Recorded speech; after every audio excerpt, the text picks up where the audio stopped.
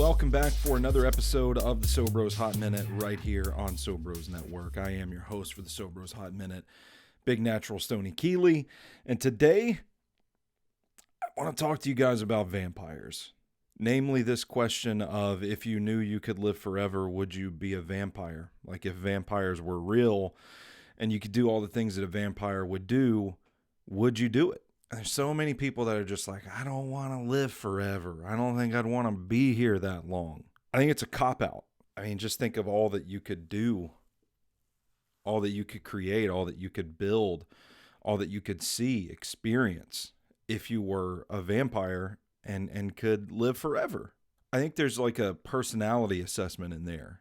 You know, I think people that wouldn't be vampires, I mean, you know, granted, like maybe you just hate the idea of, you know, acquiring human blood for sustenance, like, you know, biting people's neck and killing them and shit.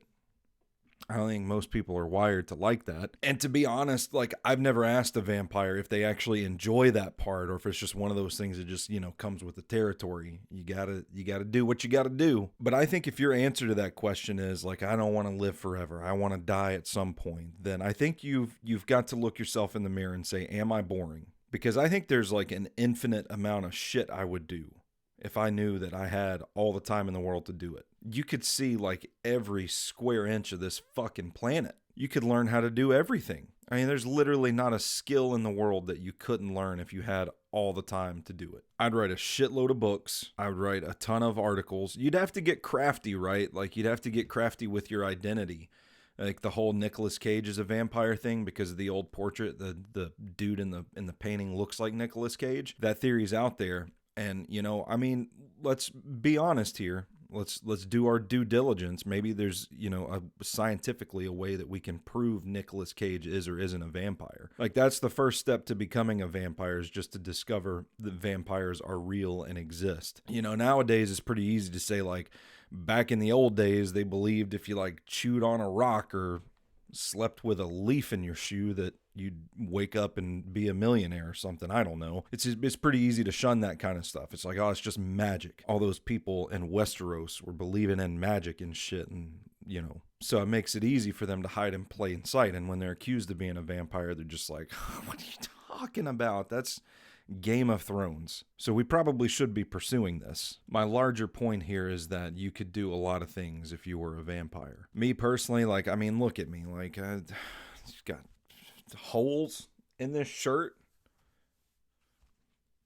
I look homeless, scruffy beard, scruffy hair, all that sort of stuff. Like I could probably use some style tips, and vampires are pretty fashionable. So it's like, you know, once I just join a coven, they'll take care of me and I'll start looking real cool. And then I'll just go on about my day, writing my stories, working on my books, traveling to see random places. Could you imagine like if you're immortal, the shit show you're going to get to watch was like the world crumbles around. Like I want to be here whenever we do colonize Mars or the ocean. It's a SoBros deep cut for you guys if you get that reference. I want to be here for these big moments, you know? I like living my life. There are times that I seem grumpy. There are times that I seem unhappy, stressed out. But by and large, like, I love the planet. I love the people, which actually, you know, you probably couldn't do if you were a vampire. Like, it probably wouldn't be good to get in with the humans, you know, because the humans going to die in like 100 years. So it's like you can't ever fall in love unless you want to get on some Twilight shit and make your lover a vampire too. It's just a lot swimming in my head right now about this topic. And I just, you know,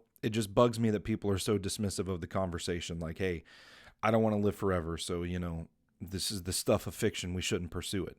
This is how science happens, people. So stop ignoring the question. Let's encourage debate from our politicians and our community leaders about vampires. That's what we're here to do, right? Have there ever been any fat vampires?